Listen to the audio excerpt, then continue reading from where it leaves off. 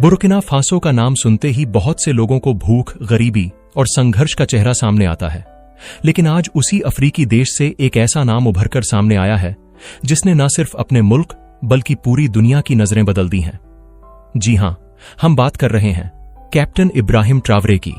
इब्राहिम ट्रावरे एक नौजवान फौजी जिनकी बहादुरी और जोश ने उन्हें अफ्रीका का उभरता हुआ सितारा बना दिया है। कुछ लोग उन्हें हजरत बिलाल हबशी रज़ियल्लाहु अन्हु का अनुयायी मानते हैं, तो कुछ उन्हें सुल्तान सलाहुद्दीन अयूबी और सद्दाम हुसैन जैसी शख्सियतों से जोड़ते हैं। उनका अंदाज, उनकी बातें और उनका जज्बा आज पूरी दुनिया को हैरान कर रहा है। 14 मार्च 1988 को बुर्किना फासो के एक छोटे से गांव बंडोकई में जन्मे इब्राहिम ट्रावरे का बचपन बहुत ही सादा और कठिनाइयों से भरा था। यह गांव मार्को साहिल रीजन के करीब है, जहां की जिंदगी बिल्कुल रुखी सूखी होती है। गांव का माहौल, खेतों और मवेशियों की देखभाल और मेहनत ने ट्रावरे की शख्सियत को जमीन से जोड़े रखा। उनके वालिदैन ने उन्हें मेहनत, ईमानदारी और इज्जत की तालीम दी। यही तालीम आगे चलकर उनकी सोच, उनके फैसलों और उनके अंदाज़-ए-हुकूमत में साफ नजर आती है।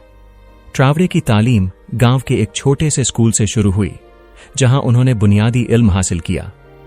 बाद में वो बुर्किना फासो की राजधानी वागाडुगू चले गए, जहां उन्होंने एक हाई स्कूल में दाखिला लिया।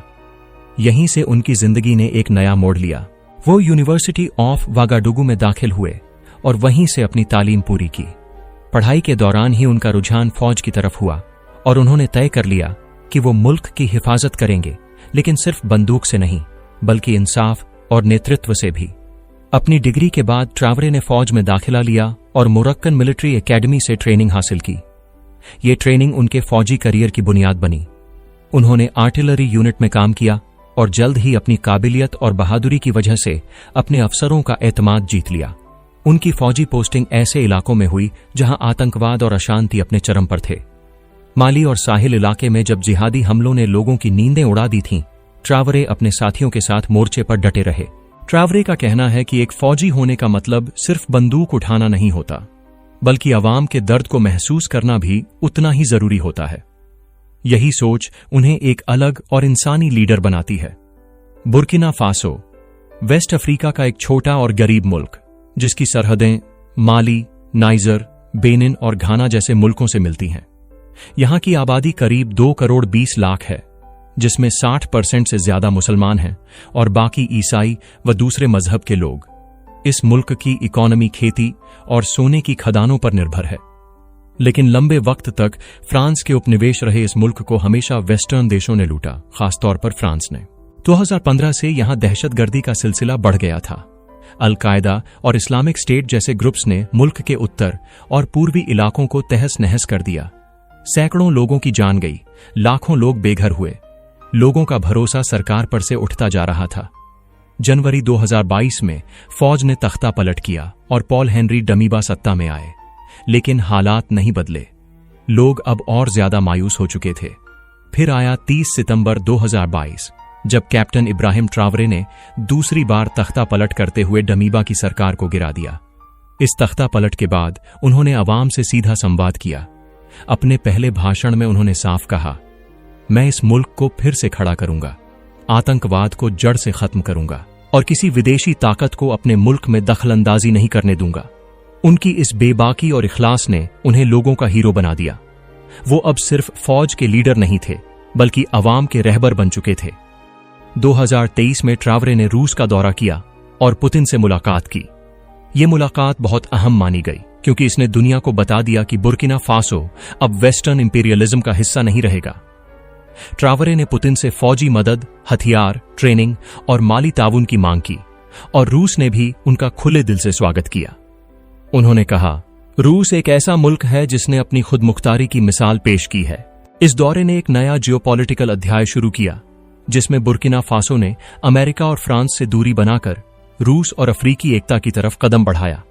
इब्राहिम ट्रावरे की सबसे चर्चित स्पीच थी, जिसमें उन्होंने CNN, BBC और फ्रांस 24 जैसे चैनलों को लताड़ा। उन्होंने कहा, मैं तुम्हारी हर झूठी रिपोर्ट को रिकॉर्ड कर रहा हूं। अब तुम्हारी ये कहानियां नहीं चलेंगी। अफ्रीका तुम्हारे झूठों से आजाद हो रहा है। उन्होंने कहा कि अफ्रीका को हमेशा गरीबी, भूख और हथियारों के जरिए दिखाया गया, लेकिन असल अफ्रीका में मेहनत, उम्मीद और इंसानियत की ताकत है। ये बातें ट्रावरे को अफ्रीकी युद्ध का हीरो बनाती हैं। ट्रावरे खुद को हमेशा एक गर्वित मुसलमान बताते हैं। वो न सिर्फ इस्लामी तहजीब से जुड़ाव रखते हैं, बल्कि उनके फैसलों में इंसाफ और इंसानियत का रंग साफ दिखता है। उनका मानना है कि इस्लाम सिर्फ इबादत का नहीं, बल्कि इंसाफ और जिम्मेदारी का मजहब है। उन्होंने अफसरों को हुक्म दिया कि मस्जिदों को बचाया जाए, इस्लामी तालीम के लिए नए स्कूल खोले जाएं और गरीब मुसलमानों के लिए खालिस हलाल तरीके से मदद पहुंचाई जाए। इब्राहिम ट्रावरे ने सिर्फ अपने मुल्क के बारे में नहीं सोचा, उन्होंने पूरे अफ्रीका की आवाज बनने की कोशिश की। उन्होंने माली, नाइजर, गिनी और बाकी पड़ोसी मुस्लिम देशों से मिलकर एक यूनियन बनाने का ऐलान किया, ताकि अफ्रीका अब पश्चिम के इशारों पर न चले। उनका कहना है, अगर हम मिलकर चलें तो कोई ताकत हमें गुलाम नहीं बना सकती। बुर्किना फासो की जमीन सोने और तेल से भरी हुई है, लेकिन उसका फायदा विदेशी कंपनियां उठा रही थीं। ट्रावरे ने आते ही फ्रेंच कंपनियों के लाइसेंस रद्द कर दिए और कहा कि अब ये खजाने सिर्फ अफ्रीका के बच्चों के लिए हैं। इस फैसले से वेस्टर्न दुनिया में हलचल मच गई। मीडिया ने उन्हें तानाशाह कहा, लेकिन उनके अपने लोग उन्हें मुहाफिज मानते हैं। ट्रावरे सोशल मीडिया पर काफी एक्टिव रहते हैं, युवाओं को पढ़ाई, मेहनत और खुदमुख्तारी की तरफ बुलाते हैं। उनका एक मशहूर जुमला है, अगर तुम खुद को नहीं बदलते तो तुम्हारा मुस्तकबिल कोई और लिख देगा। यही सोच उन्हें 21वीं सदी का एक नया लीडर बनाती है, जो तलवार से नहीं, सोच से क्रांति लाता है। ट्रावरे के सामने अभी भी कई चुनौतियां हैं। आतंकी संगठन अभी भी सीमाओं पर हमलावर हैं। वेस्टर्न ताकतें उन्हें हटाने की साजिश कर रही हैं। मुल्क की इकोनॉमी को खुद के दम पर चलाना मुश्किल है, लेकिन ट्रावरे ने साफ किया है, अगर हमें आजादी चाहिए तो कुर्बानी देनी होगी, मैं पीछे नहीं हटूंगा। आज अफ्रीका की सरजमीं पर एक नया सूरज उगा है। उसका नाम है इब्राहिम ट्रावरे। वो न सिर्फ एक सिपाही हैं, न सिर्फ एक राष्ट्रपति, बल्कि एक ख्वाब हैं, उस नए अफ्रीका का जो अपने हक के लिए खड़ा होता है। उनकी जिंदगी इस बात की मिसाल है कि अगर नियत पाक हो तो कोई ताकत तुम्हें नहीं रोक सकती। ट्रावरे सिर्फ बुर्किना फासो का नाम नहीं है, वो एक पैगाम है, उम्मीद का, हिम्मत का और हक की लड़ाई का। अपने पहले खुतबे में उन्होंने वादा किया, मैं बुर्किना फासो को दहशतगर्दी से आजाद कराऊंगा और इसकी खुदमुख्तारी की हिफाजत करूंगा। अगर आपको इब्राहिम ट्रावरे की यह सच्ची कहानी दिल को छू गई हो, अगर आपको इस नौजवान लीडर की जद्दोजहद, उसकी बहादुरी और अफ्रीका को जगाने की ये सदा असरदार लगी हो, इस वीडियो को लाइक कीजिए, अपने दोस्तों और परिवार वालों के साथ शेयर कीजिए, क्योंकि ऐसी कहानियां सिर्फ सुनने के लिए नहीं होती, उन्हें आगे बढ़ाने के लिए होती हैं, ताकि दुनिया को सच पता चले। और अगर आप भी हमारी तरह हक, इंसाफ और उम्मीद की आवाज को फैलाना चाहते हैं, तो नायाब वॉइस चैनल को सब्सक्राइब जरूर कीजिए। बेल आइकन को दबाइए, ताकि अगली बार जब हम फिर किसी ऐसे ही नायाब किरदार को लेकर आएं तो आप सबसे पहले सुनें। शुक्रिया।